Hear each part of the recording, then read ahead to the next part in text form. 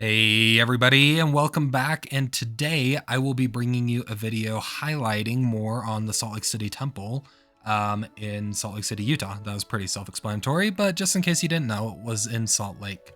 But a couple of things that we will highlight in this episode are, first, a little bit of temple history, some things that you may or may not know about it, how long it's been around, and when it was built. Secondly, a lot of the symbolism that exists on the outer structure of the temple. There's a lot of symbolic things that exist with temples of the Church of Jesus Christ of Latter-day Saints, but I will highlight in particular all of the iconic imagery located on the outside of the temple.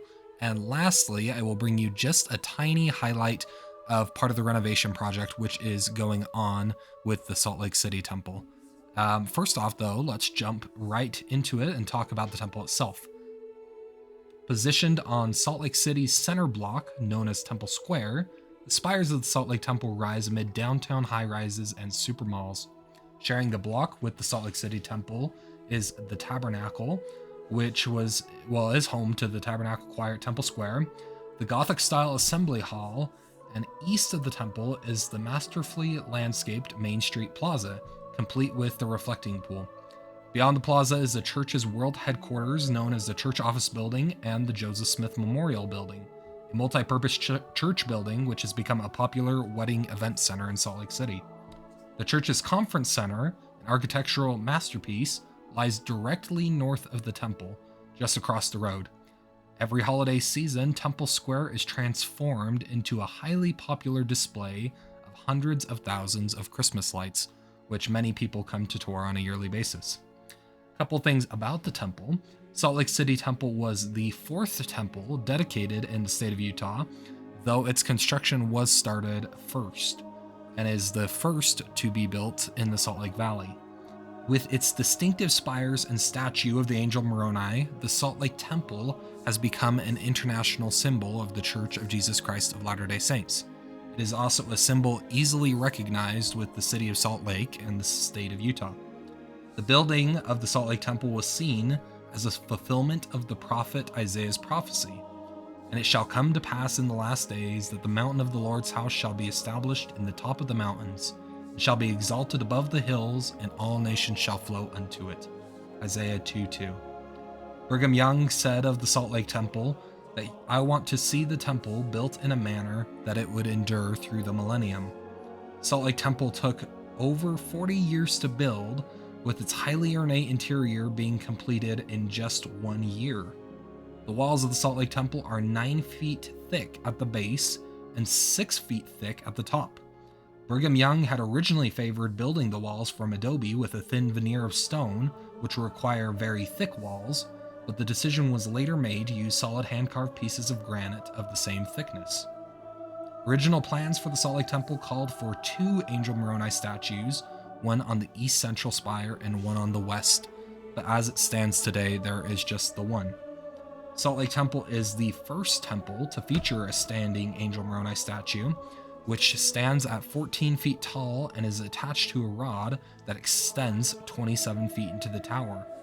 The Salt Lake Temple originally featured beautiful hand-painted murals on the walls of its ordinance rooms, the Creation Room, Garden Room, World Room, Terrestrial Room, and Celestial Room. With a total of 23 ceiling rooms, the Salt Lake Temple has more ceiling rooms than any other temple in the church. Numerous ceiling rooms have been added to the temple over the years, including a ceiling room wing constructed on the north side of the temple in the 1960s, and an additional 10 ceiling rooms which are added as part of the current Salt Lake City Temple renovation project. The Salt Lake Temple was completed the afternoon before it was dedicated. That evening, invited government officials, businessmen, and their wives were given a complete tour of the temple. It was the first time that a temple of the Church of Jesus Christ of Latter-day Saints had been opened to the public prior to its dedication. The Salt Lake City Temple was dedicated on April 6, 1893, 3 years before Utah became a state in 1896. On March 18, 2020, a 5.7 magnitude earthquake struck the Salt Lake Valley during the renovation of the Salt Lake City Temple, causing the trumpet to be shaken from the grasp of the Angel Moroni statue and land on the tower roof. Rich symbolism adorns the exterior of the Salt Lake Temple, depicting mankind's journey from mortality into the eternal realms. And with that, I will focus on the outside of the temple.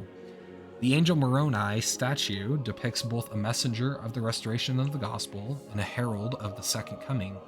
For the Son of Man shall come, and he shall send his angels before him with the great sound of a trumpet, and they shall gather together the remainder of his elect from the four winds. Joseph Smith, Matthew 1:37. The three towers on the east side represent the first presidency of the church in the Melchizedek priesthood.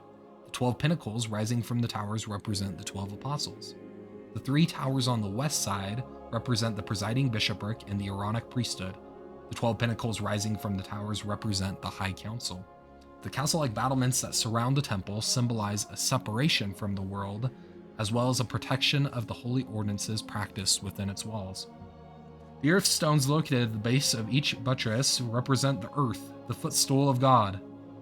The moon stones are located directly above the earth stones. The moon is depicted in its various phases around the temple. The changing moon can represent the stages of human progression from birth to resurrection, or represent the patron's journey from darkness to light. The sunstones are located directly above the moonstones. The sunstones depict the sun as a symbol of the glory of the celestial kingdom.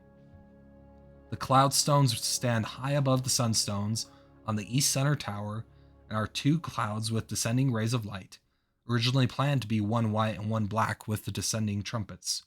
The parallel of this symbolism is found in the Old Testament. Once temples were dedicated in ancient Israel, they were filled with the cloud of the Lord. At Mount Sinai, the children of Israel saw this cloud as both dark and bright, accompanied by the blasting of a trumpet. The star stones represent actual stars in the heaven. Upside down 5-pointed stars represent morning stars compared to the sons of God in the scriptures. The large upright 5-pointed stars may represent the governing power of the priesthood, while the small upright 5-pointed stars may represent the saving power of the priesthood for those who attach themselves to it. High on the west center tower is the depiction of the Big Dipper, a constellation used by travelers for thousands of years to find the North Star. It is an appropriate symbol for the temple where patrons come to get their bearings on their journey home. The hand clasp sits on each of the center towers and features a pair of clasped right hands identified as the right hands of fellowship, cited in Galatians 2:9.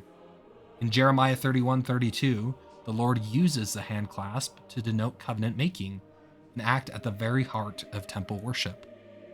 The all-seeing eye is located atop each of the center towers of the temple and is the all-seeing eye of God, which represents God's ability to see all things. And as I noted at the beginning of this episode, I have previously created an episode talking about the major updates to the Salt Lake City Temple as they've been ongoing as of 2023.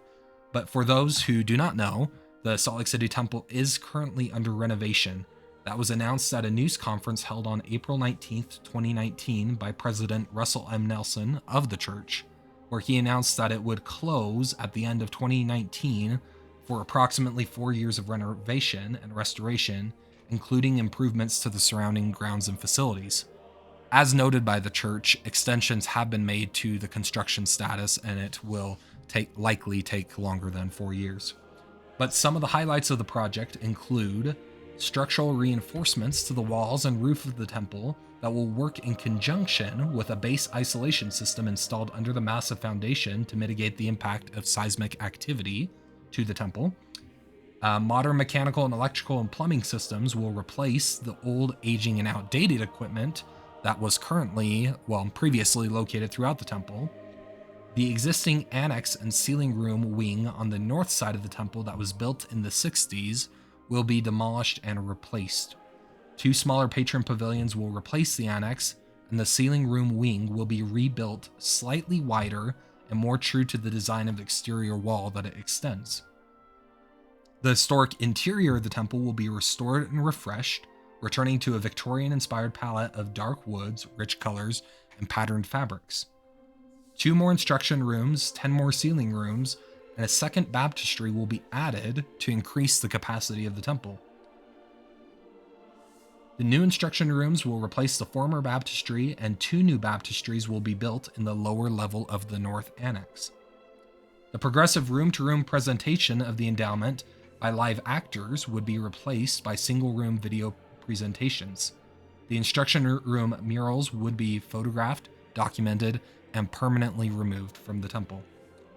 Portions of the solid wall that currently surround Temple Square will be replaced with decorative fencing, providing much better views and access to the temple from the north and south sides. The South Visitor Center would be demolished and replaced with 2 smaller visitor pavilions that will not obstruct views of the temple from the south side. And lastly, the plaza and landscaping south of the church office building would be repaired and renovated to place greater emphasis on the international presence of the church and improve the visitor experience to Temple Square. And a big thanks for tuning in, and make sure to come back more for new videos releasing soon.